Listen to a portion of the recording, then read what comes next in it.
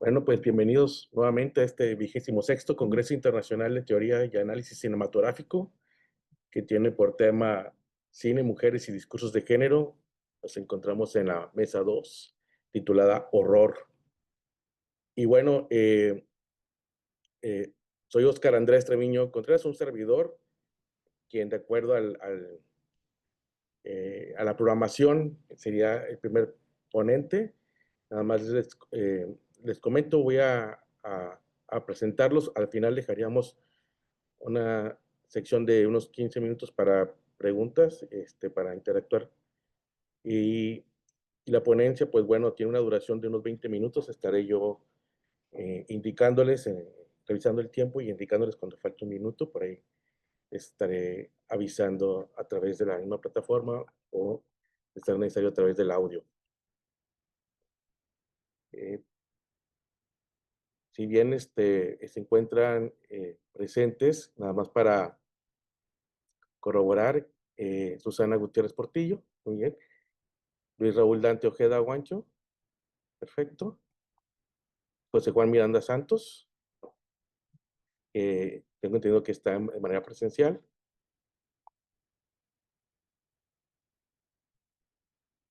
Y bueno, para no escatimar más tiempo del que tenemos para la presentación, voy a comenzar en este caso, con la primera ponencia. Sí.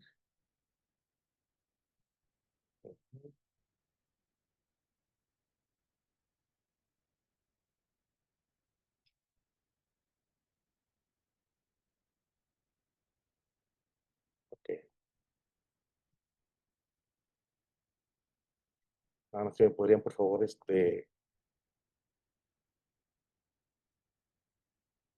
confirmar si ven en pantalla. eh,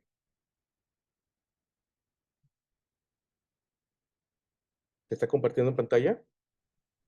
Todavía no. Ok.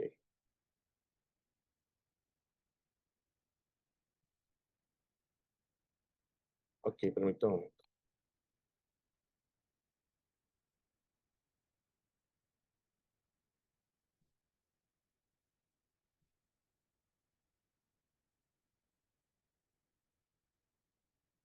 Ok. En este momento, Sí, ya. perfecto. Qué bueno. Muy bien. Eh, ok, bueno, voy a hacer lectura de la semblanza de un servidor, Óscar Andrés Treviño Contreras, doctor en filosofía con acentuación en estudios de la cultura por la Universidad Autónoma de Nuevo León, profesor de asignatura en la Facultad de Artes Visuales, candidato SNI, autor del libro Cuando la distopía nos alcance, la semiosis compleja del cine de ciencia ficción, publicado en 2024 por la editorial SB. Ha participado en congresos y publicado varios capítulos de libros nacionales e internacionales sobre análisis de discurso cinematográfico, estética y semiótica, utopías y distopías en la ciencia ficción, entre otros temas. Y bueno, la ponencia que en este momento voy a presentar se titula Lo abyecto y lo intertextual como formas de resistencia en The Substance o la sustancia del 2024.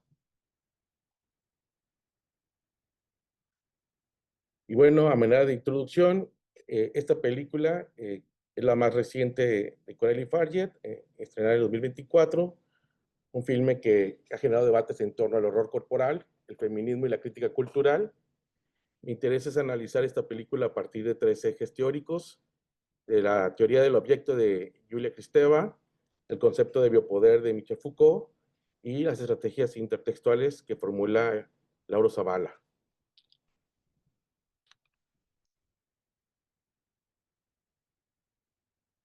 Para también revisar mi tiempo. Ok.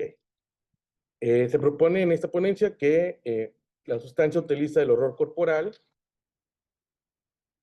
no solo como espectáculo, sino como una forma de resistencia estética frente a los mecanismos de violencia simbólica y material que recaen sobre los cuerpos feminizados en la cultura visual contemporánea.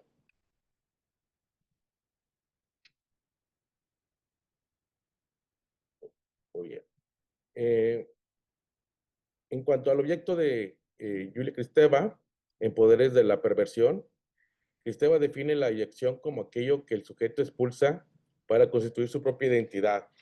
No se trata solo de lo impuro o lo repugnante, sino de lo que amenaza los límites del yo. Citando a la autora, dice que hay en la abyección una de esas violentas y oscuras rebeliones del ser contra aquello que lo amenaza y que le parece venir de una fuera o de una dentro exorbitante, arrojado al lado de lo posible y de lo tolerable, de lo pensable. Aquello que perturba una identidad, un sistema, un orden, aquello que no respeta los límites, los lugares, las reglas. En ese sentido, el cuerpo fragmentado, duplicado y degradado en The Substance encarna al objeto porque rompe con la continuidad de la identidad femenina y exhibe la precariedad de los límites entre el yo y el otro, entre lo propio y lo extraño.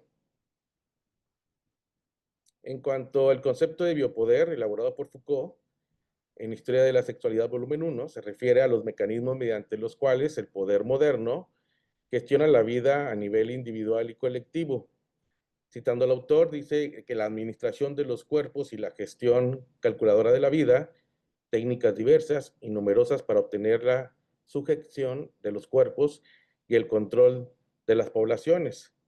Entonces se trata de distribuir lo viviente en un dominio de valor y de utilidad. Un poder semejante debe calificar, medir, apreciar y jerarquizar, según el autor.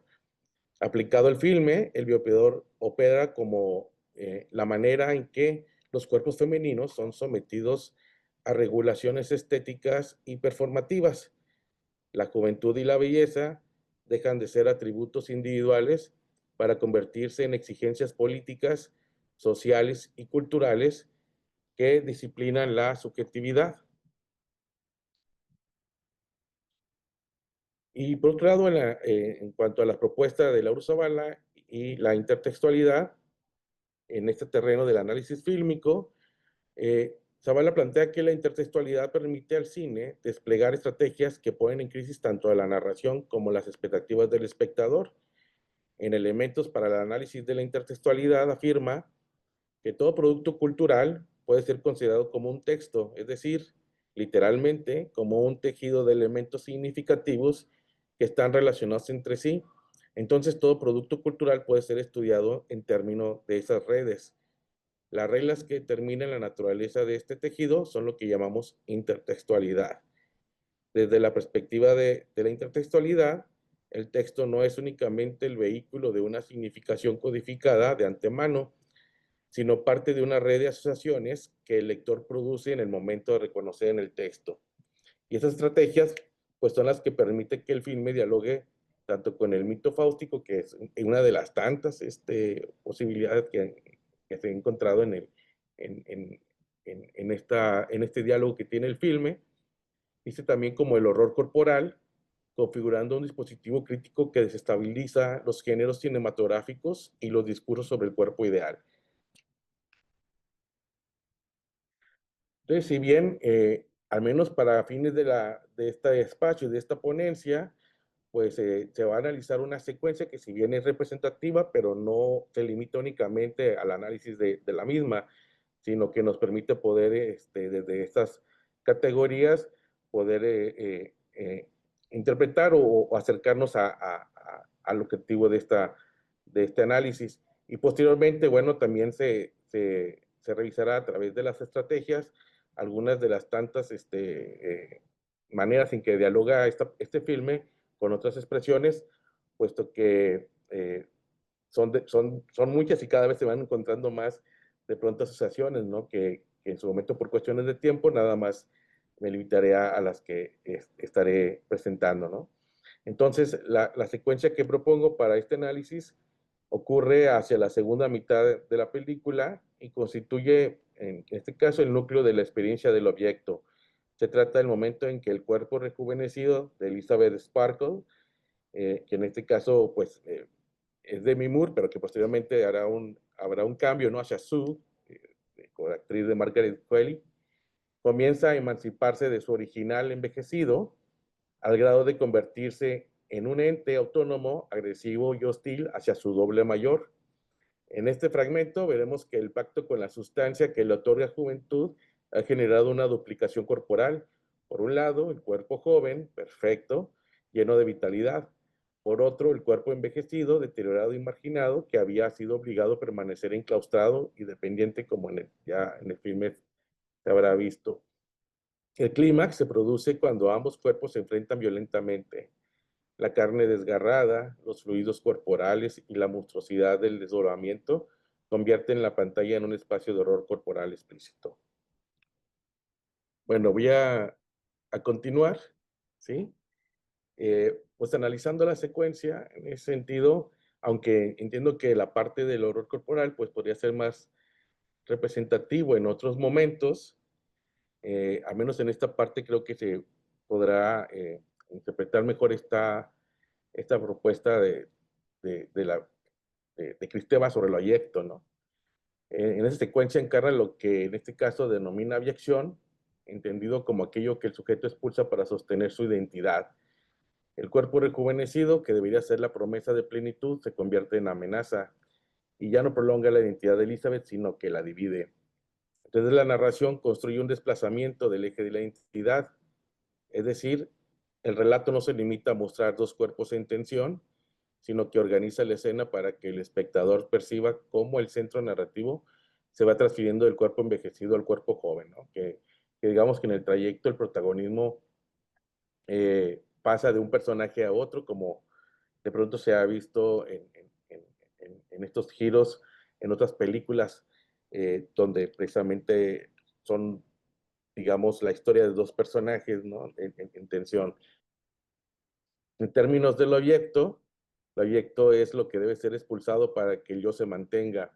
Narrativamente, la película representa ese proceso como un relevo entre cuerpos, donde el envejecido es marginado, ocultado, condenado al encierro y a la dependencia.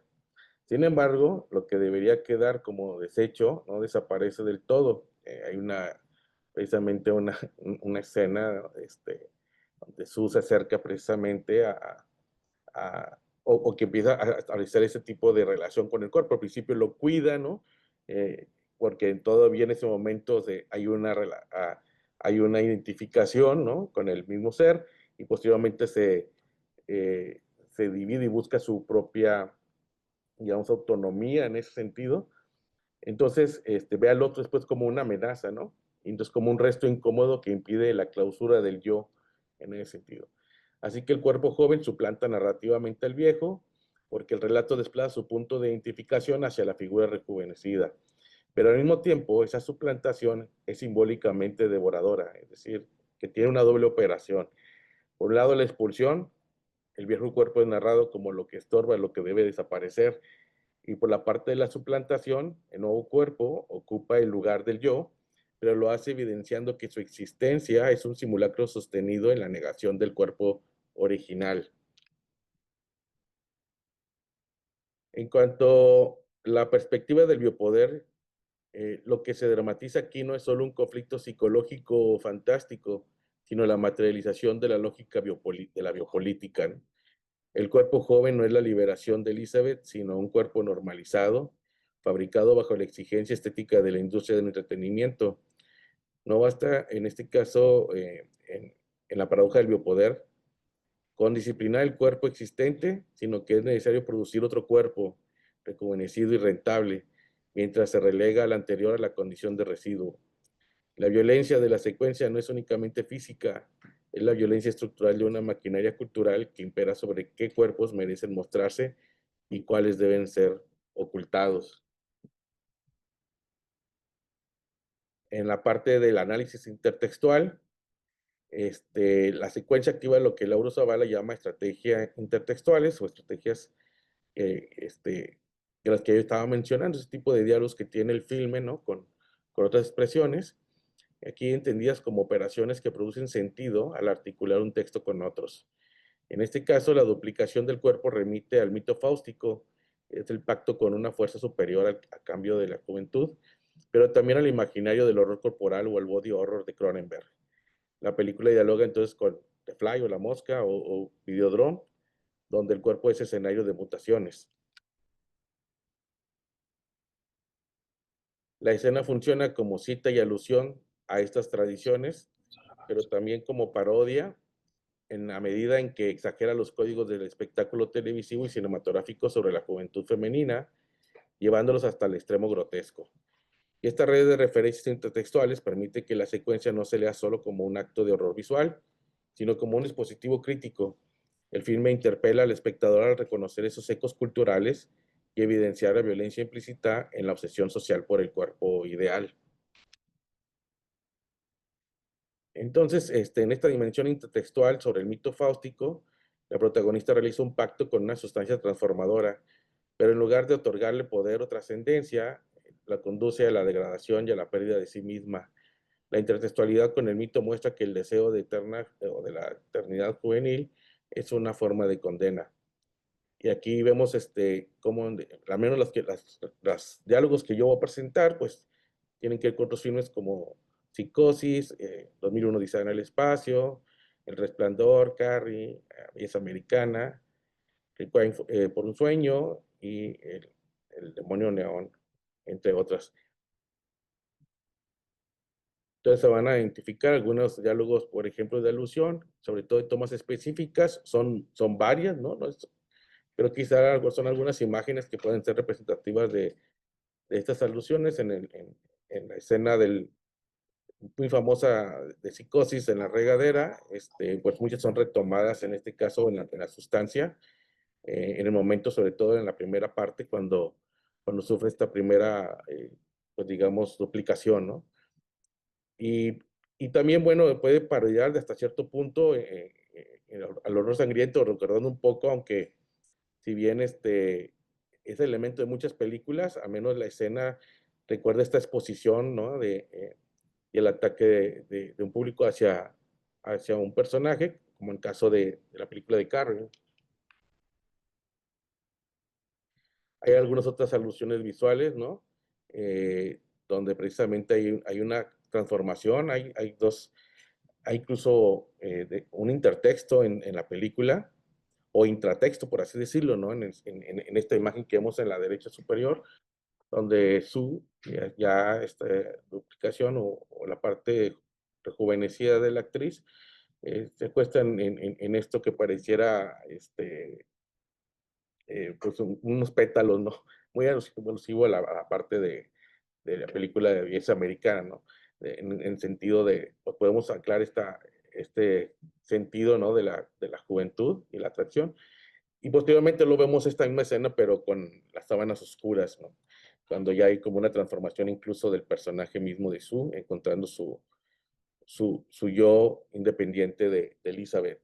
Y también hay una alusión crítica en ese sentido a distintos arquitectos en relación con los contenidos, ¿no? La crítica que hace, en este caso, el espectáculo, que en este sentido lo podemos relacionar como con esta expresión de Neon Demon.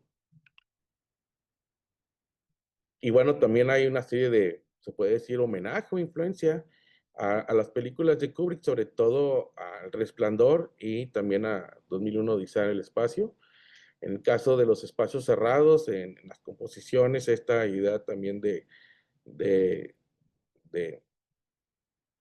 de estas profundidades o estas perspectivas inspiradas también en los decorados, en los elementos que se retoman de espacios ya conocidos, como la última expresión al final de las dos películas, ¿no? En este elemento del, del horror sangriento. Y bueno, aquí podemos ver también estos tipos de homenajes o influencias o referencias que tiene este, de Kubrick. Entonces, como a manera de conclusiones, podemos decir que la sustancia expone que la violencia hacia los cuerpos feminizados no se limita al maltrato físico o al abuso por parte de personajes masculinos, sino que está inscrita en un régimen visual y cultural que regula el cuerpo a través del biopoder. El filme convierte el cuerpo femenino en un espacio de disciplina, duplicación y ayección como campo de batalla simbólico. La escena analizada muestra cómo el objeto desestabiliza la identidad y desmantela la promesa de la juventud eterna como empoderamiento. La duplicación corporal no ofrece liberación, sino un espejo perturbador que revela las lógicas sacrificiales del espectáculo. El horror surge de aquello que debería garantizar plenitud, pero se convierte en una trampa. A través de citas, alusiones, pastiches y hibridaciones, Forjat construye una red de diálogos con el cine de horror, el melodrama, el espectáculo, el cine de culto, que reflexiona sobre el cuerpo. Las estrategias de la intertextualidad nos permite acceder a la red de significaciones como un dispositivo crítico. El filme no solo es un relato de horror corporal, sino un dispositivo estético de resistencia que denuncia cómo la industria del espectáculo devora la subjetividad femenina. Lo abyecto y lo intertextual operan como mecanismos de destabilización, forzando al espectador a mirar lo que normalmente es reprimido, el desgaste, la duplicación y la monstruosidad de la carne bajo la tiranía de la belleza. Y bueno, aquí están las referencias que he estado mencionando y mi contacto. Muchas gracias por su atención. Y bueno, nuevamente disculpas por la cuestión del audio. Eh, Vamos a continuar entonces, a continuar con la mesa. Eh, Voy a presentar la siguiente ponencia. Continuamos con, el título de la ponencia es De lo sobrenatural a lo sociocultural, narrativas del cuerpo femenino en Revenant, de Lee Jung Lim, película del 2023. En este caso presentan Susana Gutiérrez Portillo. Voy a leer semblanza, investigadora en el Instituto de Investigaciones Culturales Museo de la Universidad Autónoma de Baja California, doctora en Ciencias Sociales por el CIESAS, miembro del ENI Nivel 1, la línea de investigación, representaciones de género en la ciencia y el arte. En sus publicaciones tenemos el libro Arte, Género y Representación del 2022, algunos capítulos como Mujeres en el Castillo, Representaciones en el Encierro Doméstico del mismo año, Carteleras del Desierto, Oficio, Objeto y Medio de Difusión en Mexicali, Baja California, y Intertextualidad de la Narrativa Fílmica a la Experiencia Social del 2023. Y también nos acompaña Luis Raúl Dante Ojeda Guancho, profesor de sonido de la misma Facultad de Artes en la UAFC, doctorante de Gestión de la Cultura en la UDG, compositor y artista interdisciplinario, autor de música, largometraje en Levantamuertos de Miguel Núñez 2015, nominado al Ariel, creador con trayectoria, música con Hombrecito de Cuerdas, largometraje en 2018, banda sonora, cortometraje, Nisei de Miguel Lino 2019, banda sonora del largometraje Hombrecito 2021, y líneas de investigación, gestión de la cultura, composición, música e interdisciplina en las artes cinematográficas. Entonces, cuentan con 20 minutos de exposición y pueden comenzar esto. Gracias. Pues bueno, buenas tardes. Creo que ya son tardes, por allá también. Eh, Vamos a presentar un trabajo te puedes ir a la diapositiva, ajá, titulado De lo sobrenatural a lo sociocultural, narrativas del cuerpo femenino en Revenant de Lee Jung Lim, de 2023. En esta ponencia nos interesa reflexionar sobre la representación del cuerpo femenino en esta serie de horror surcoreana, Revenant. A partir del análisis de secuencias, proponemos una lectura del cuerpo femenino como un espacio para la experiencia sobrenatural que visibiliza las tensiones socioculturales entre una Corea premoderna y una contemporánea. Revenant, o Aqui, es una serie surcoreana escrita por Kim Eun-hee y dirigida por Lee Jung-rim. Esta se trata de una serie de misterio ocultista que mezcla elementos del drama psicológico y el folk horror, con la particularidad de que en la historia el miedo proviene de la persistencia de lo ancestral en el entorno contemporáneo. La serie fue producida por SBS, estuvo conformada por 12 capítulos y se emitió en 2023.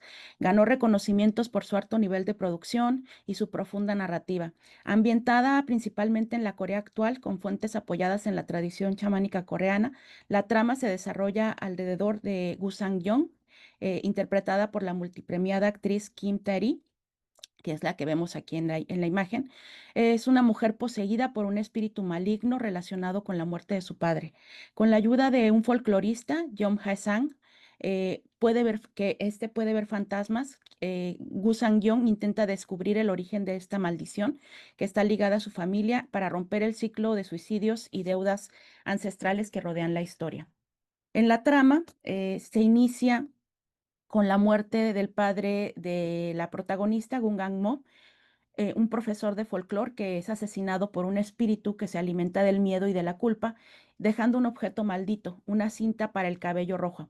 Su hija, Gu Sang-yong, es una joven moderna que lucha por sobrevivir económicamente, hereda esta cinta para el cabello y al tocarla es poseída por el mismo espíritu vengativo que propició la muerte de su padre.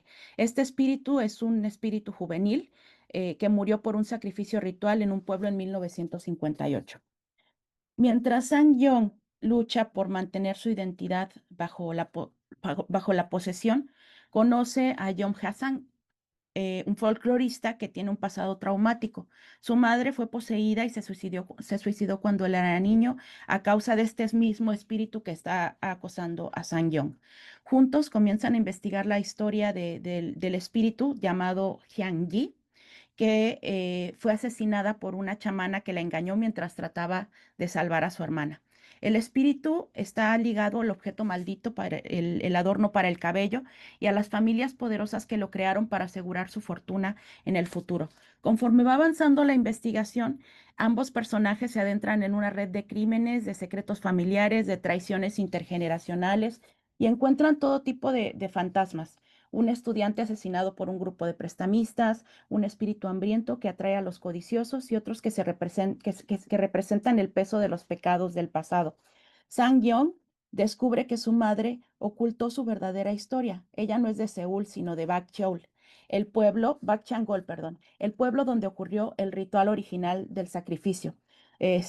Su padre, que se descubre también que su padre fue poseído por este espíritu y que su familia, junto con la de el folclorista, estuvo implicada en el sacrificio original, como parte de una empresa que financiaba el ritual para salvarse de la bancarrota, y desde entonces este espíritu se ha vengado a través de toda la descendencia de esta familia. A medida que Sang Yong y Hasean se acercan a la verdad, las líneas entre el bien y el mal van desapareciendo. El espíritu, que inicia como una figura monstruosa, va cobrando un carácter entre verdugo y víctima, porque su dolor también fue silenciado por generaciones de mentiras, corrupción y poder. A nosotros nos interesa en este marco, en el marco de esta trama, pensar cómo la ficción de horror sobrenatural informa sobre aspectos importantes de la cultura. Y para ello nos centramos en el cuerpo, en este caso el cuerpo poseído de las mujeres, que sirve para establecer un diálogo narrativo con las preocupaciones culturales coreanas sobre la identidad, la memoria colectiva, el trauma intergeneracional y la espiritualidad. Para entender la posesión en el marco de esta serie, retomamos conceptos de los estudios de la religión asiática y de la antropología. Estos conceptos son el de cuerpos liminales y cuerpos sutiles. Johnston habla de los cuerpos liminales como aquellos cuerpos que existen en el umbral entre estados, identidades o mundos. Estos cuerpos no pertenecen completamente a un mundo o a otro. Son espacios de transformación, de resistencia y de poder simbólico. Son ambiguos y son inestables. Los cuerpos liminales responden a estados transicionales entre categorías físicas y espirituales y operan como un puente entre mundos perceptibles e imperceptibles. En este caso, la posesión constituye uno de esos estados. Los cuerpos liminales en la espiritualidad oriental, según otros autores, son también cuerpos sutiles, que van más allá de la materialidad. Los cuerpos sutiles se refieren a aspectos no físicos de la corporalidad que trascienden la superficie física del cuerpo para manifestar dimensiones espirituales. En el budismo tibetano y el chamanismo coreano se considera que el cuerpo, aunque inicia como una materialidad, se conforma de capas energéticas y campos de fuerza y niveles de conciencia. El cuerpo es un sistema de capas que pueden ser activadas, alteradas o atravesadas por prácticas espirituales. Estos son cuerpos que no pueden verse con la visión cotidiana. Desde los estudios de la filosofía, de la teología oriental, se considera que el sujeto individual se compone por 7 envolturas de materia sutil o energías. Estas no se manifiestan en el plano físico, solamente el cuerpo físico se puede percibir a través de los sentidos, ¿no? Es un sistema complejo, pues que no podemos detallar aquí, pero lo que sí podemos decir es que esta concepción del cuerpo amplía la forma en que se entiende al sujeto, pues lo define mucho más allá del límite físico de la piel. El cuerpo sutil se constituye en una intersubjetividad con estas energías. Aquí la experiencia inicia con un intercambio entre humanos y oscila hacia presencias y fuerzas no humanas, cuyos efectos y conocimientos se aprenden de muchas maneras, utilizando una habilidad de variedades perceptivas, como sucede, por ejemplo, en el yoga y en la meditación. Los cuerpos sutiles y la materia sutil de la que están compuestos tienen una relación ambigua con estas fuerzas. Por un lado, la materia sutil es inseparable del ser humano.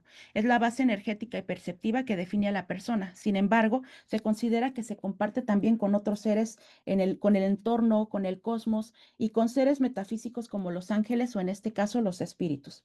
En Revenant, la posesión, que enmarca la trama de la serie, ejemplifica la presencia de estos cuerpos liminales y sutiles, revelando lo complejo de la cultura y la historia de la sociedad coreana.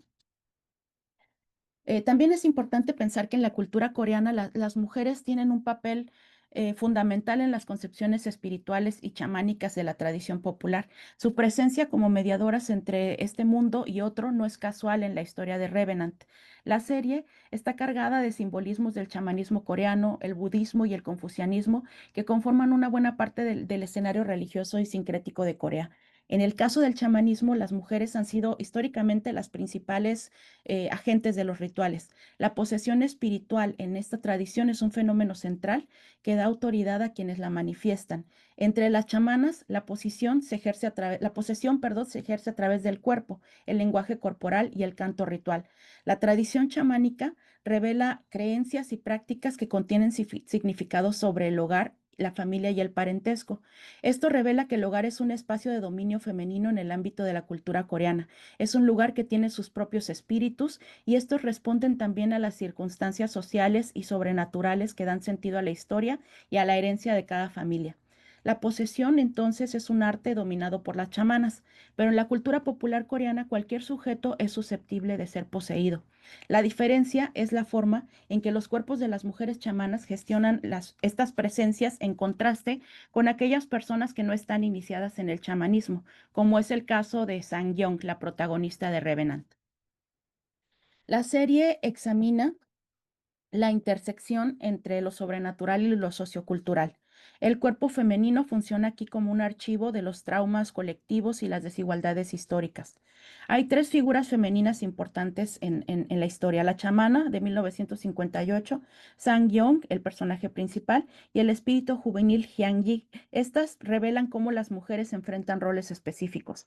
La chamana actúa como mediadora entre mundos y portadora de un poder espiritual, pero también sufre las consecuencias de un sistema patriarcal que la explota y luego la castiga. Gu Sang-yeon vive las presiones de la juventud en la Corea capitalista contemporánea, busca belleza, estatus, independencia, afecto, pero además enfrenta la crisis de la identidad, el suicidio, la desintegración familiar y la explotación económica. Por su parte, Hyang Yi, el espíritu juvenil, simboliza la violencia contra la infancia, la desposesión y la invisibilidad de las niñas en contextos de precariedad de la posguerra. Cada una de estas mujeres encarna un momento histórico y social distinto. La chamana representa la posguerra coreana con sus jerarquías de género y con los rituales de exclusión. Sangyeon refleja una Corea actual, pero marcada por la precariedad laboral, el consumismo y la alienación. Y Hyang-gi simboliza los silencios impuestos a las niñas, especialmente en contextos de pobreza, abuso y violencia doméstica.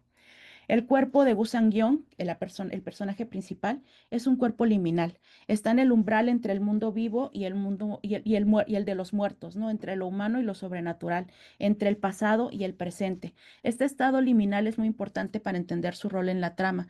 Solo desde esta liminalidad Borde puede acceder a lo que está oculto a la vista, ¿no? En el tránsito de la posesión, el cuerpo sutil es un lugar para la agencia de otras manifestaciones metafísicas que impulsan las elecciones humanas. Los seres que poseen el cuerpo nunca están del todo muertos, están dotados de una intencionalidad viva, una intencionalidad normalmente atribuida únicamente al espíritu, pero que en la posesión se ubican en el cuerpo y sugieren que estas fuerzas son las que impulsan también la voluntad humana, fuerzas que tienen sus propias intencionalidades independientes. En Revenant, el cuerpo de Gu Sang-yeon es un cuerpo de capas donde el espíritu se manifiesta en múltiples niveles, en los gestos, en los deseos, en su memoria. La serie visualiza estas capas sutiles a través de efectos visuales como la sombra que la persigue, los sonidos ambientales, los susurros, los latidos, el score con instrumentos rituales. Todo esto sugiere que el cuerpo es un campo energético activo donde se manifiestan estas presencias espirituales. Bueno, continuando aquí con un análisis de las secuencias, ¿no? Tenemos una secuencia. En el capítulo 5, Sang-Young recibe una llamada de su amiga Semi, que acaba de aprobar con éxito el examen de funcionaria pública. Al mismo tiempo, Semi invita a Sang-Young a una fiesta de compromiso de una compañera común de preparatoria.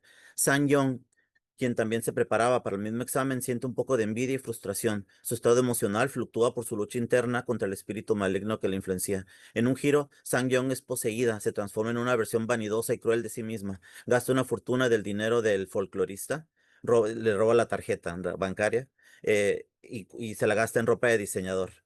En la fiesta, mientras Semi es aclamada y admirada por todos, el espíritu controla a Sang-Young, se comporta con arrogancia y descuido. Sang-Young coquetea con el amor platónico de su mejor amiga y se burla públicamente de ella, eh, recordándole que no tenía amigos y que solo le invitó porque necesitaba compañía. Cuando Semi derrama vino sobre su camisa, Sang-Young con una sonrisa siniestra le grita que no era más que una mendiga que necesitaba que le invitaran. La secuencia termina cuando Sang-Young, al recuperar la conciencia, no recuerda nada de lo sucedido y huye de la fiesta después de que su mejor amiga, la rechaza. Luego se da cuenta que además de insultar a su mejor amiga, el espíritu está empezando a transformar su identidad. La escena refleja de forma importante el peligro del cuerpo sutil en la posesión. Inicia con lo físico y se despliega hacia lo emocional y psicológico. El espíritu utiliza el cuerpo de Sang-Young aprovechándose de sus emociones reprimidas para destruir lo que más quiere. En otras conjunto de secuencias importantes. El cuerpo sutil es como un cuerpo físico, pero no está sujeto a las mismas limitaciones espaciales. Está conectado al tiempo con una realidad universal, por lo que existe en el tiempo, aunque parece menos limitado con el cuerpo físico ordinario. Fusiona elementos de afecto, diversos estados mentales y de forma indirecta emociones de liberación cognitiva con flujos corporales y procesos autónomos relacionados con el sueño y otras funciones corporales. Lo mismo sucede con las visiones que transportan a Sang-Young al pasado. En las escenas donde la chamana crea el fantasma juvenil Hyun-Ji son algunas de las más impactantes y trágicas de Revenant. En 1958, en el pueblo de Bakchangol, la comunidad se enfrenta a una crisis económica y religiosa y decide realizar un ritual ancestral llamado Yeomé, una práctica brutal que consiste en sacrificar a un niño para crear un espíritu vengativo que proteja al pueblo y le regrese el bienestar. Debido a una antigua superstición del pueblo, el segundo hijo siempre muere y en este caso la familia de la joven Hyunji, hija de un padre pescador, es elegida como víctima y le dan la cinta para el cabello roja. Al mismo tiempo, la familia dueña de la compañía Yungcheon Capital aprovecha el ritual para crear un espíritu infantil que le garantice riqueza y éxito. Cuando Hyunji descubre su destino, en lugar de rendirse, toma una decisión. Le regala una cinta roja a su hermana menor y la envía al ritual en su lugar. Hyunji queda devastada por el peso de su decisión e intenta recuperar a su hermana, aunque no sabe que ella está al borde de la muerte. La chamana le promete a Hyunji que le liberará a la hermana, pero la secuestra y lo obliga a presenciar la muerte de su hermana. Con sangre y oraciones, la chamana busca usar el cuerpo de Hyunji para crear un espíritu juvenil. Sin embargo, al verse encerrada con su hermana moribunda, Hyunji intenta matar a la chamana, pero no lo logra, no la chamana mata a Hyunji, creando un espíritu juvenil rencoroso y vengativo. Entonces, esto de, de posiciona en la narrativa 5 objetos sagrados que están relacionados con el evento. Son reliquias que contienen los recuerdos más dolorosos y trágicos de Hyunji, su muerte y su posterior transformación en espíritu vengativo.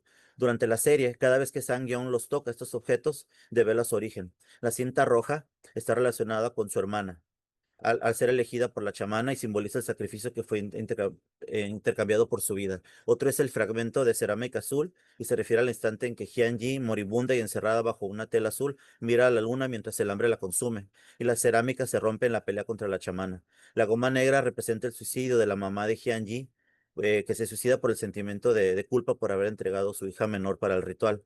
Una botella de cristal hace alusión a un último sueño de Hyunji, ser pintora, que contiene un polvo colorido que ella compró con el dinero proveniente del sacrificio de la hermana. Por último, la pinza de jade que se rompe durante la pelea de Hyunji con la chamana. En los últimos capítulos, el enfrentamiento final se intensifica. El espíritu de Hyunji se ha adueñado totalmente del cuerpo de Sang-Yeon y busca destruir a quienes la han herido, incluyendo al folclorista y a su familia, mientras ella es atrapada en un espacio fuera de la realidad para recuperar su alma.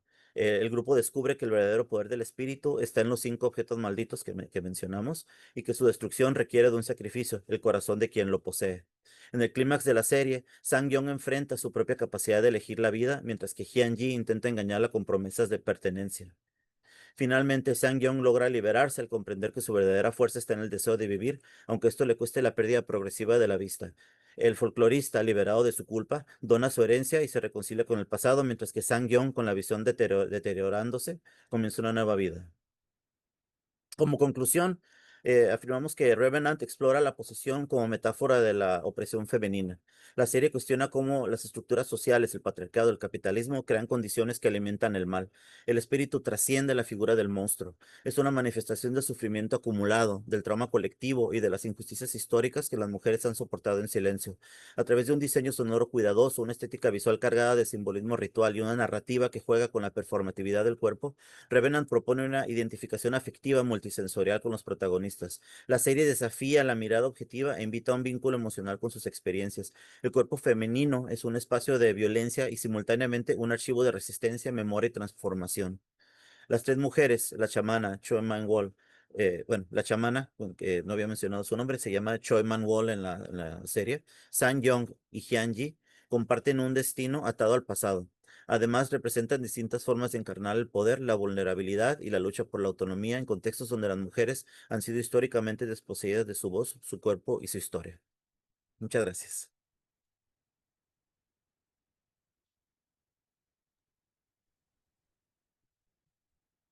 Muy bien.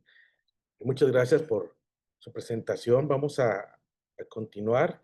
Les recuerdo que las constancias para los ponentes se entregarán posteriormente y que, bueno, ahorita vamos ya para la, la última ponencia de esta mesa 2 de horror y dejaremos después de 20 minutos que tienen para la presentación, unos minutos más para poder hablar y dialogar sobre estas ponencias. Entonces, vamos a continuar en este caso con la siguiente ponencia que se titula Representaciones femeninas y terror psicológico en Pearl del 2022 de Ty West. En este caso participan José Juan Miranda Santos y Roberto Alejandro Hernández Morales, de los cuales voy a presentar su semblanza.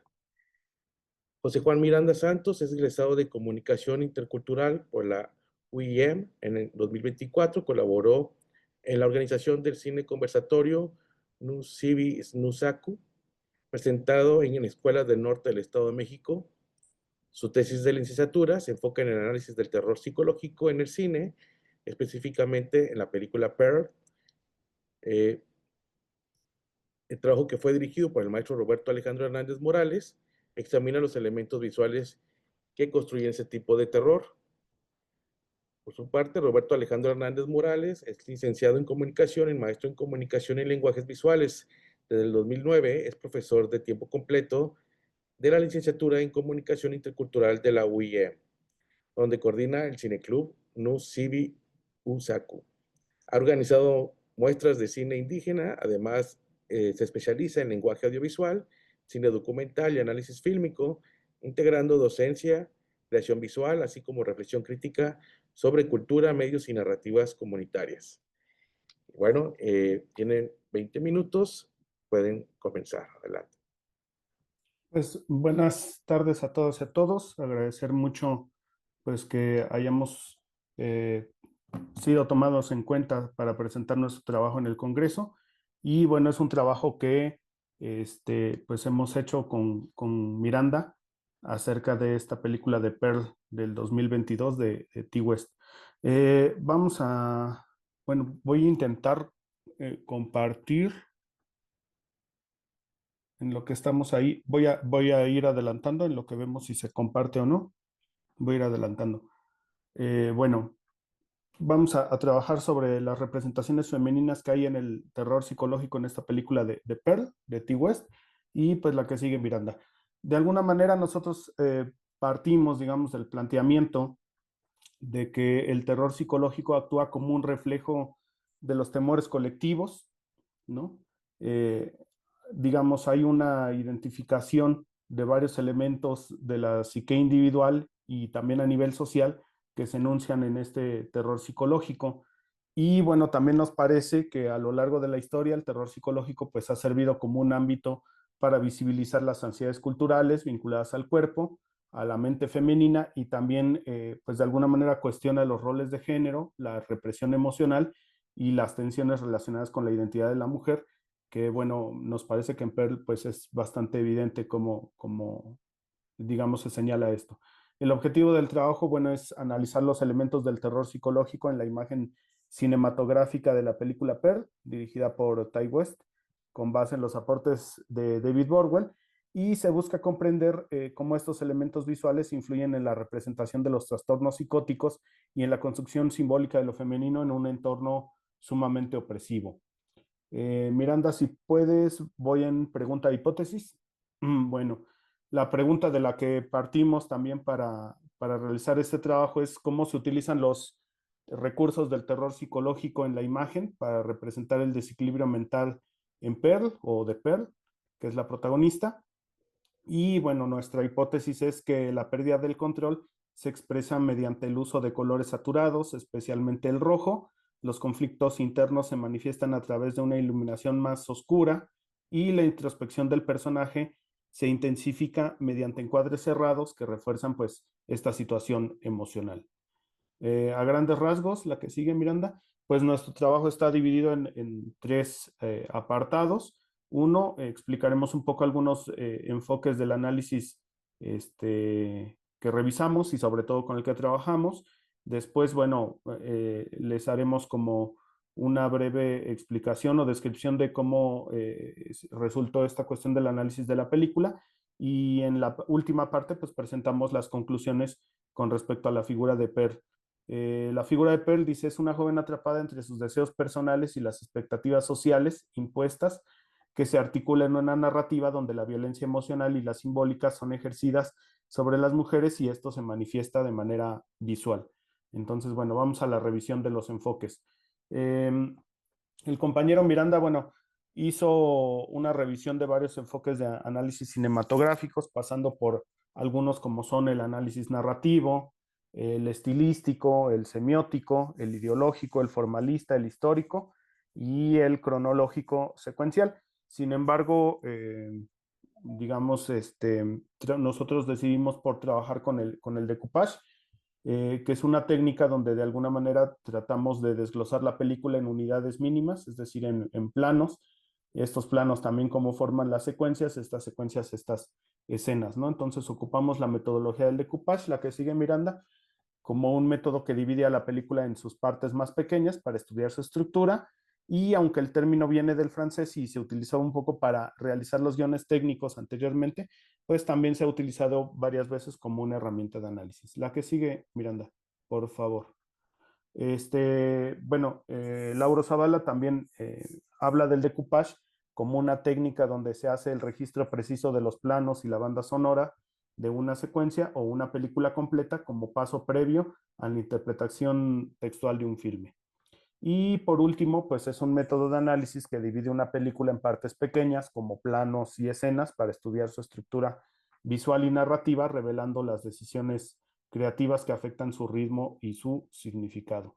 En ese sentido, la que sigue Miranda, pues hemos de decir que trabajamos básicamente con dos secuencias.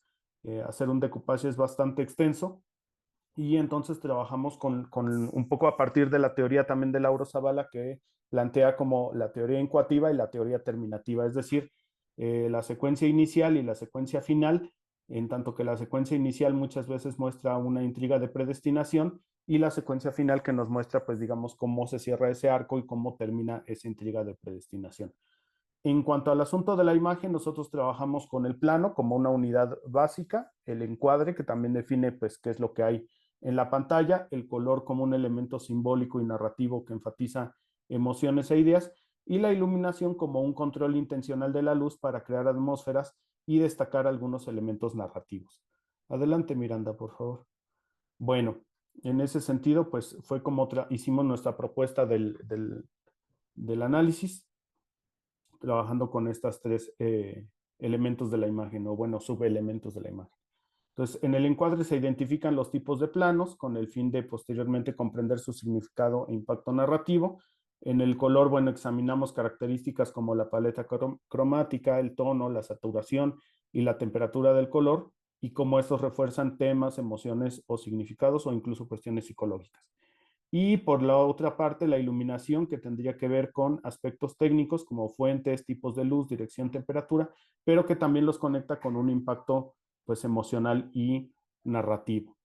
Entonces, siendo así, pues la propuesta de análisis es identificación de elementos visuales, donde vamos a descomponer los planos, los encuadres, los colores y la iluminación de la película.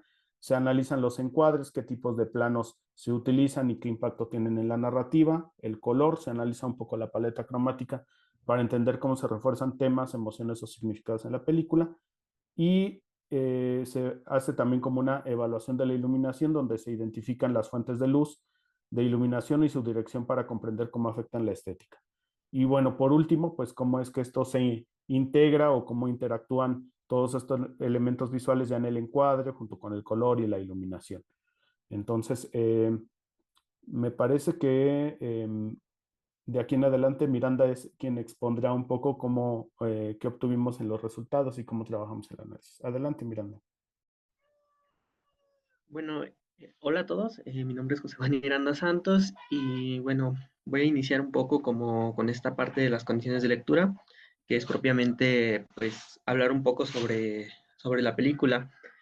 Eh, Esta película fue dirigida por Ty West, es una película del 2022 y bueno, de manera breve la película nos sitúa en el año de 1918 en una remota granja de Texas. La protagonista Pearl vive bajo el yugo de sus estrictos padres, los cuales son inmigrantes de Alemania. Su padre es un inválido y su madre es una figura autoritaria. Debido a todas estas situaciones bajo las que se encontraba, ella se encuentra severamente, pues sus aspiraciones se encuentran severamente, op- op- se encuentran ilimitadas. Pearl sueña con una vida de estrellato, alejada del mundo rural y encuentra como en el cine y en el teatro, pues un escape para este mundo. Eh, es importante mencionar que pues la película se desarrolló en la época de 1918, ya que en esta época Estados Unidos se encontraba en medio de una pandemia, la gripe española y de la Primera Guerra Mundial. Em,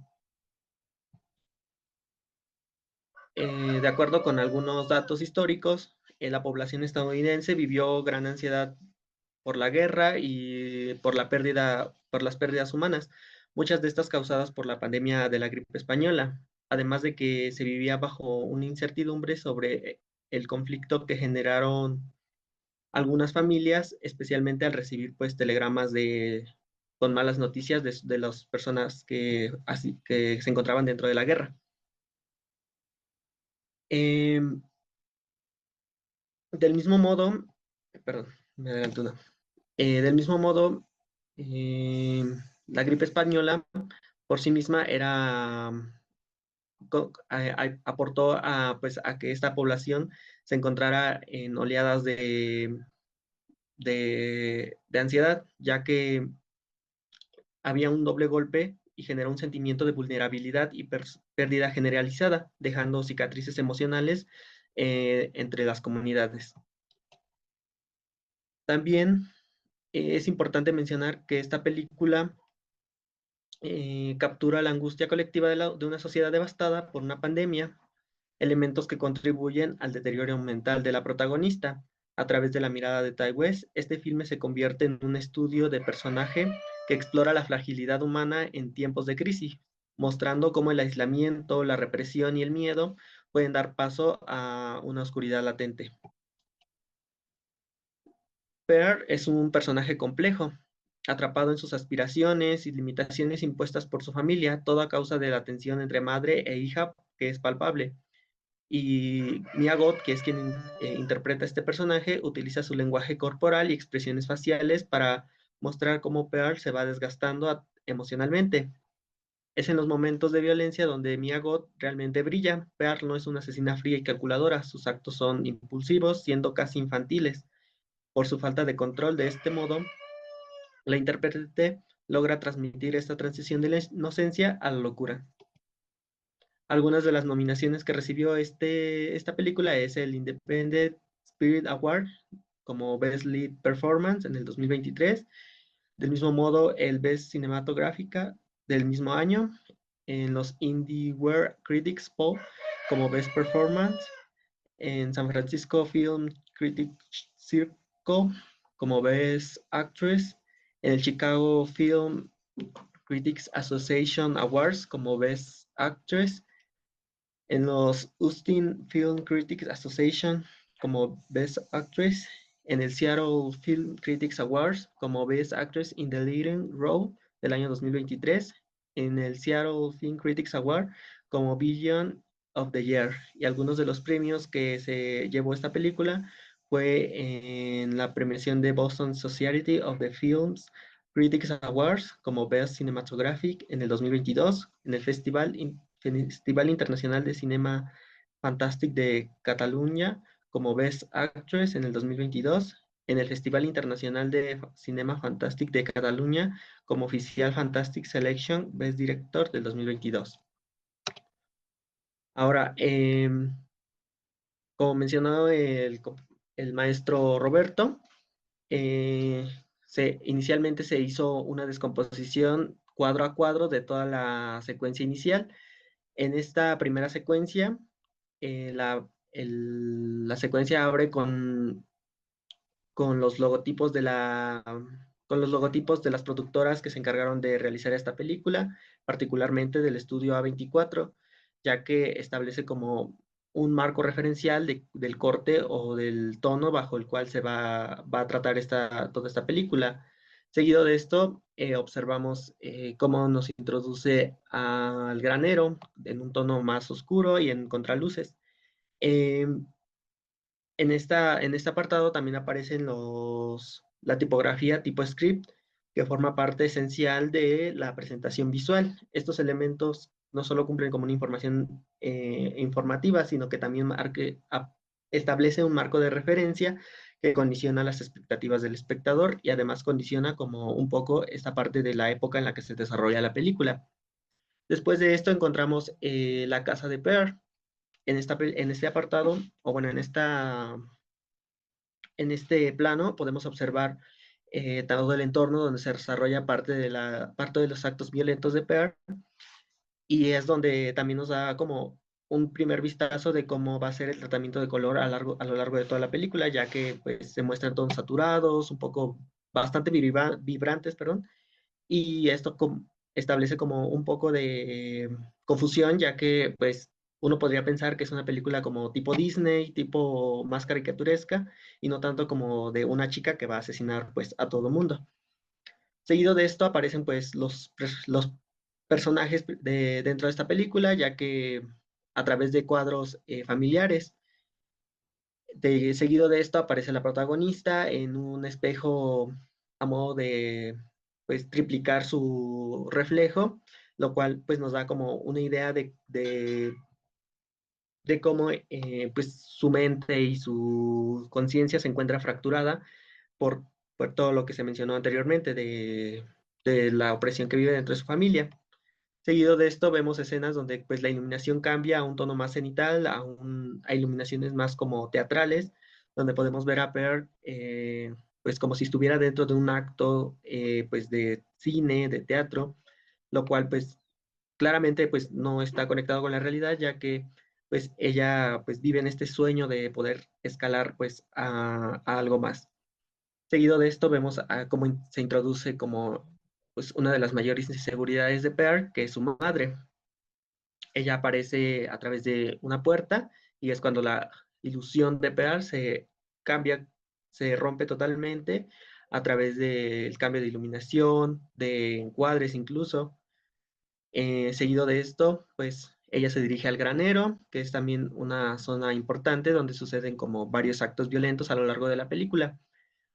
Una vez llegando al granero, pues nos encontramos con con unos tonos más cafés, donde ella pues desentona con el entorno, ya que se observa pues ella va vestida de azul y el alrededor se encuentra como en tonos cafés, lo cual igual refleja como esta idea de desconexión de ella en el entorno, ya que pues ella se encuentra como en tonos azules, lo que propiamente pues sugiere como tonos de tristeza, de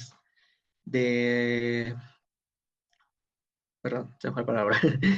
Y bueno, finalmente el clímax de esta secuencia ocurre dentro de este granero, ya que vemos a Pearl en algunas secuencias, en algunos planos, perdón, eh, en contrapicados, ya que pues reflejan como estos momentos en los que ella siente que pues puede dominar el mundo, puede como encauzarse a un mundo de estrellato. Sin embargo, pues se ve interrumpido por la presencia de un ganso y pues todas las muertes en esta película ocurren de manera pues fuera de foco, fuera de cámara, perdón. Y debido a que pues en esta secuencia inicial ella asesina a un pato y no lo muestra. Algunos hallazgos importantes a mencionar de esta primera secuencia es que, digamos, en el encuadre se utiliza un plano general al inicio para establecer contexto visual amplio y simétrico que transmite una sensación de orden y contención. El movimiento de cámara en un dolín sugiere un acercamiento progresivo a la acción, sumergiendo al espectador en la narrativa. El color, inicialmente la película utiliza una paleta de colores oscuros y apagados para crear una atmósfera sombría. Sin embargo, hay una transición a los exteriores que introduce una paleta de colores altamente saturados con un azul intenso en el cielo, rojos vibrantes en la casa, lo que genera un contraste dramático.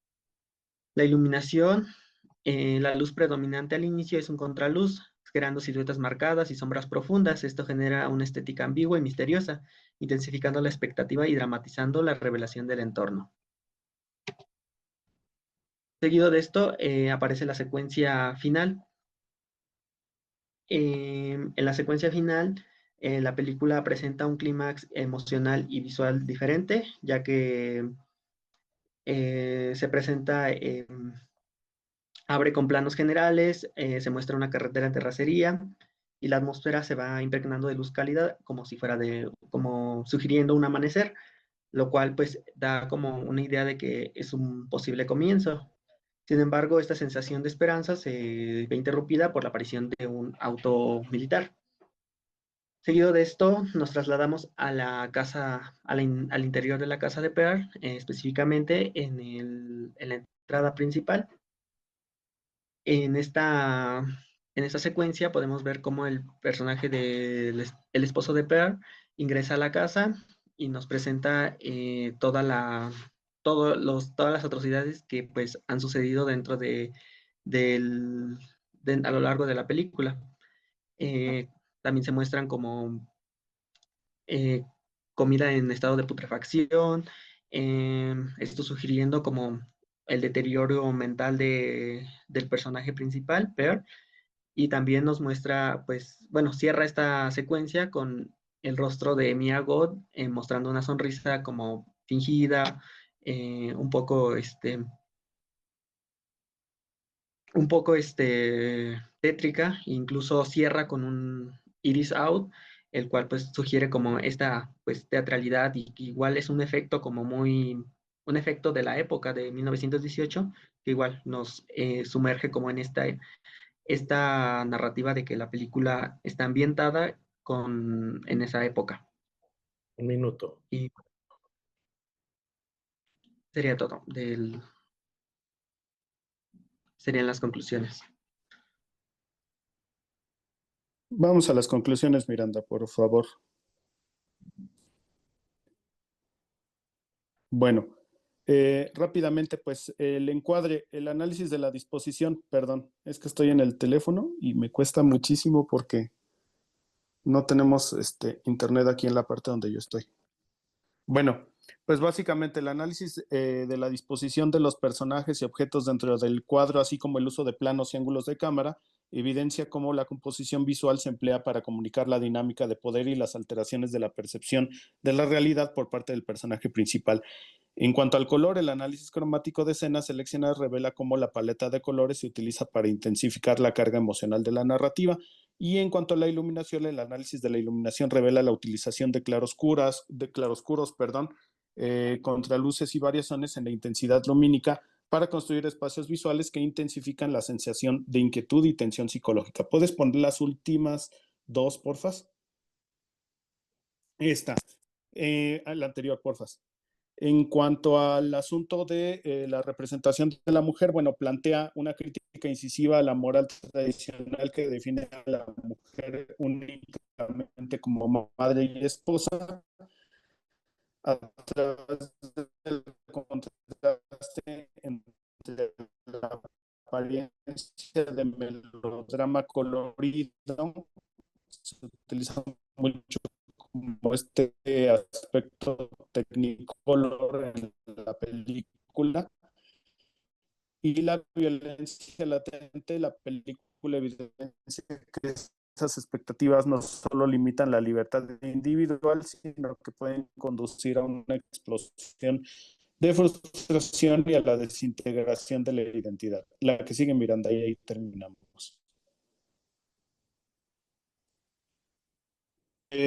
Por último, Marcela Lagarde sobre cómo las mujeres matan a cada esposa, un lisiado, mientras que Pearl a su vez transita de hija a madre, también en cuidado de su padre paralizado. Esta doble maternidad no deseada evidencia que en un sistema patriarcal la función materna se impone como destino ineludible para las mujeres, más allá de la biología. Ty West, convierte esa carga en elementos de horror. El deber de cuidar se vuelve una prisión que sofoca los deseos individuales de Pearl, revelando cómo la moral tradicional asocia el valor femenino a una maternidad interminable y asfixiante. Y bueno, pues de nuestra parte sería todo. Muchas gracias. Bueno, muchas gracias.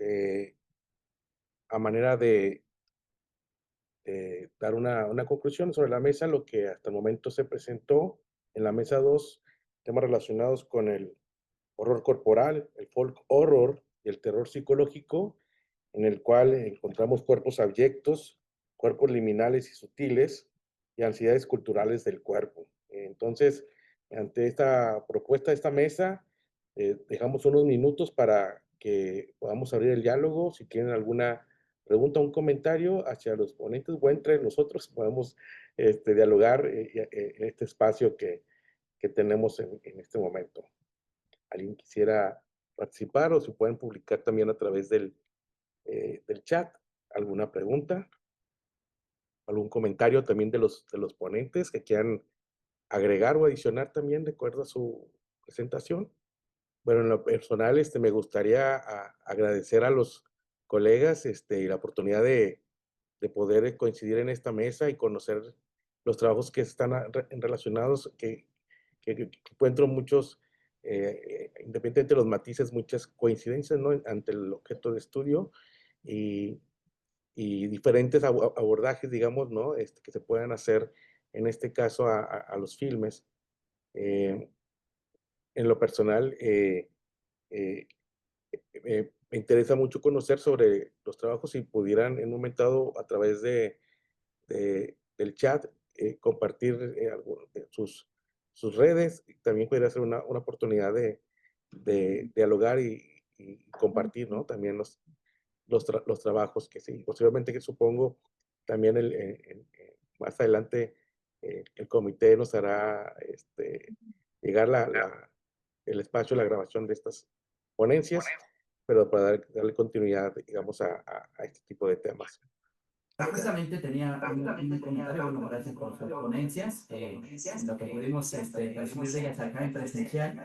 Me quedó justamente una duda específicamente sobre la primera, que es tu autoría, y fundamentalmente es en la parte final de la ponencia, quizás por tiempo, mostraste una serie de referencias de Substance a otras películas, que me parece que es relevante en el contexto del título de la ponencia, ¿no? Ahí está el textual, pero no me pareció muy claro cómo se conecta con lo abyecto, especialmente porque si pensamos en lo abyecto de Kristeva, sí es un concepto que está atravesando gran parte de los análisis del cuerpo, sobre todo en el cine del body horror, y particularmente de la mujer. O sea, que habría que pensar en la relectura que ha hecho Barbara Creek en su Monstruos Feminine del tema, y que creo de alguna manera atraviesa también las otras dos ponencias.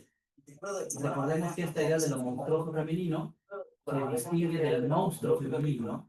La idea de que no se trata nada más de reemplazar el monstruo masculino por uno del monstruo femenino, sino se trata de revertir la noción del objeto como aquello que hacía malvado, indeseable, prohibido al cuerpo femenino, en tanto que es parte de lo que promueva. Entonces, en el caso de su ponencia, la pregunta es, ¿cómo se conectan esas referencias de la intersexualidad con el objeto? En el caso de las nuestras colegas restantes, Susana, Luis, José y Roberto, si consideran que esta noción de Barbara Creek del monstruo femenino podría abonar, o cómo podría abonar a repensar también parte de las ponencias que nos propusieron. Muchas gracias. Entonces, Sobre la fuente de Bárbara Kidd, fíjate, lo he estado revisando porque en otros casos he trabajado más la cuestión de la representación de la monstruosidad. En este caso no lo integré, creo que es muy acertado, ¿no? El punto que mencionas, porque pudiera ayudar mucho a hacer esta vinculación. Admito que mi aproximación fue a identificar precisamente la parte intertextual, algunas de las, digamos, estrategias que se podían implicar, hay muchas más, y en ese sentido, entiendo que sí, digamos que poderlo vincular o articular, digamos, ya con lo abyecto, pues ya implicaría, en este caso, ver los casos muy específicos. En ese sentido, pienso que pues más que nada las referencias en cuanto a los anclajes que traen este tipo eh, en relación con las otras expresiones, eh, pero igual no todas en ese sentido tienen que ver con el cuerpo, ¿no? Porque creo que esa es la duda en específico, que en el sentido de la abyección tiene que ver, pero de alguna manera nos permite traer, por ejemplo, otras significaciones a esta red, este, que prácticamente la lo podía haber dejado a lo mejor en la abyección, ¿no? El intento fue tratar de hacer precisamente esta vinculación con lo intertextual, aunque siento que todavía me falta un poco más trabajo, es digamos, en ese sentido incipiente, ¿no?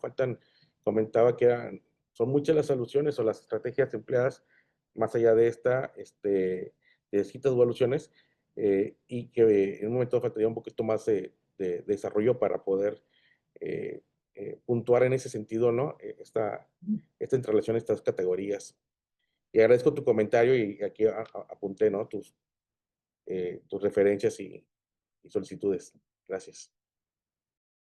Bueno, yo puedo comentar en relación a lo que, a la pregunta que hacían. Yo creo que definitivamente pues este imaginario de la monstruosidad femenina está presente en toda la cultura, ¿no? Pero creo que un poco de lo que proponen los autores y autoras que nosotros revisamos para trabajar el caso coreano, más bien trata como de romper esta representación como una idea fija, ¿no? O estática, sino más bien como de plantear estas ambigüedades entre la vulnerabilidad de estas figuras espirituales, ¿no?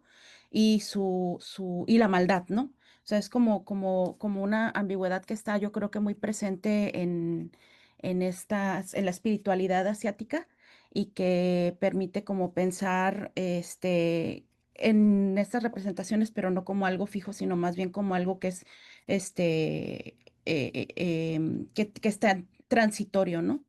Y pues nada más comentar que me encantaron las ponencias.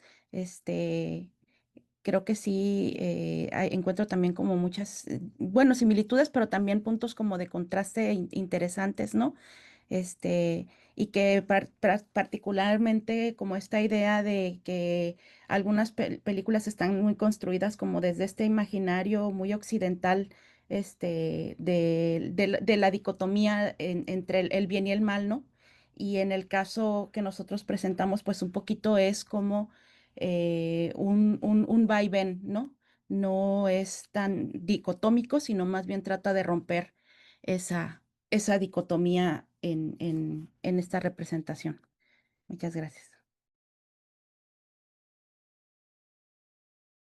Adelante, Roberto.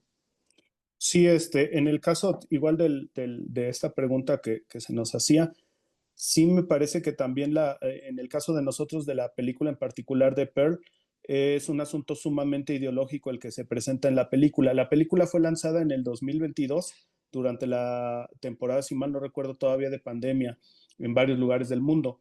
Y la película, durante varias escenas, hace una crítica fuerte hacia los cuidados que hubo en esa época sobre la gripe española.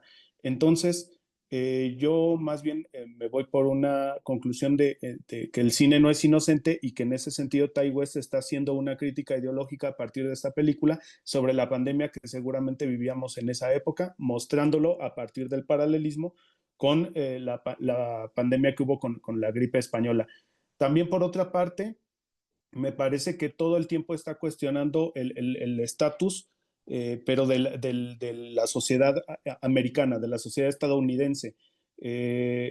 Pearl tiene la idea de ser una bailarina, una estrella, como si fuera una estrella de cine, y en alguna parte de la película, perdón que haga spoilers, pero pues a veces es necesario, ella es rechazada como bailarina en un proyecto que hay por ahí a nivel local, ¿no? Y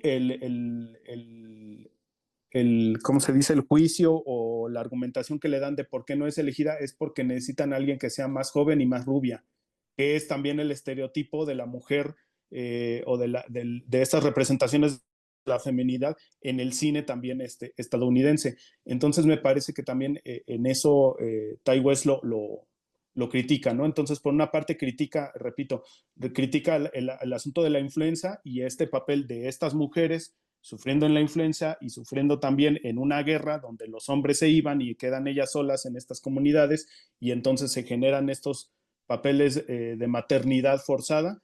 Y por otra parte, pues también esta crítica hacia estas mujeres que no representan el ideal estético de la feminidad en este sistema estadounidense, ¿no? Entonces, creo que por ahí también es donde aporta bastante la película a esta crítica y a esta representación femenina. Gracias. Bien, muchas gracias por su respuesta. ¿Algún otro comentario, pregunta? Bueno, me gusta acá, Juan Xochitl, vuelvo a intervenir. Sí, Diego. Bueno, muchas gracias por su respuesta. Me parece clarificadora. Porque si lo analizamos, tengo la impresión que hay tres conceptos que están tratando y cruzando las diferencias que son inevitables en la cultura del cine de terror, que son el cuerpo, el objeto y el intertexto. Pues, si lo pensamos, a mí me parece interesante que en sus problematizaciones y sus objetivos enfoques, por más que sean diferentes, el cuerpo siempre está presente. Y una peculiaridad del cine de terror es que el cuerpo no solo es explícitamente aquello que tiene formas de... Pero si lo pensamos, la transformación de la sustancia también ocurre en el departamento, en los espacios donde se encuentra la protagonista, y de alguna manera el departamento es el cuerpo de la protagonista, como también, por ejemplo, en Pearl, que por cierto tiene ahí su correlato con X, siguiendo lo que dice nuestro colega Juan al respecto. O sea, estoy totalmente de acuerdo con lo que señala, pero hay un correlato y un intertexto con la otra película del propio Ty West para sugerir esta crítica. Y finalmente, en la serie de Revenant, la que nos han analizado también en la ponencia intermedia, si bien se habla de los espíritus, casi siempre estos tienen manifestaciones corpóreas en cosas que no son cuerpos en ese tipo de cultura audiovisual. Entonces creo que aquí podría haber una especie como de diálogo que llevara más allá las categorías, y donde sigo creyendo que a las tres les puede ser muy útil la abyección cristiana, pero vista desde la perspectiva de Cristo. Sobre todo porque es justamente eso, la ruptura de las concepciones dicotómicas. Es la idea del monstruo femenino de esa autora y puede ser pertinente. Y esto simplemente lo hago como un comentario de alguien que tiene un genuino interés. Ya he trabajado el tema, hice alguna vez un análisis de Titanic, la película de Julia Ducournau, y es algo que estoy trabajando también para otro proyecto, donde voy a hablar de Huesera y de una película brasileña que se llama Menarca, que vamos a presentar ya en Tijuana próximamente, pero la idea es que es un tema que realmente me interesa y encuentro algunas conexiones con estos diálogos con ustedes. Gracias. Muchas gracias, Diego, por los comentarios. Eh, eh, Voy a mencionar también si hay alguien más o sea, algún otro comentario que quieran hacer, para recordar que, bueno, en un momento tendremos un receso y regresamos a punto de las 3 de la tarde con las mesas 3 y 4 de cine mexicano, plano general, la mesa 3 y más adelante y la mesa 4, documental y animación, para que pues estén al pendiente aquí en la programación de este eh, grandioso congreso que a mí en general me encanta porque es el encuentro, ¿no?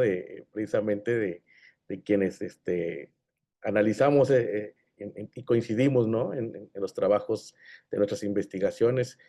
Y bueno, pues nuevamente agradecer al Congreso y al Comité por el Espacio, a los ponentes por su puntualidad y atención a las preguntas a las personas que estuvieron al pendiente de nuestros trabajos. Y pues damos terminada, en este caso, esta sesión de esta mesa. Y pues bueno, dejamos la invitación para que continúen más adelante disfrutando de este congreso. Un gusto y un placer a todos y nos vemos pronto. Hasta luego, Muchas gracias y gracias. saludos a todos y a todas. Saludos, hasta luego.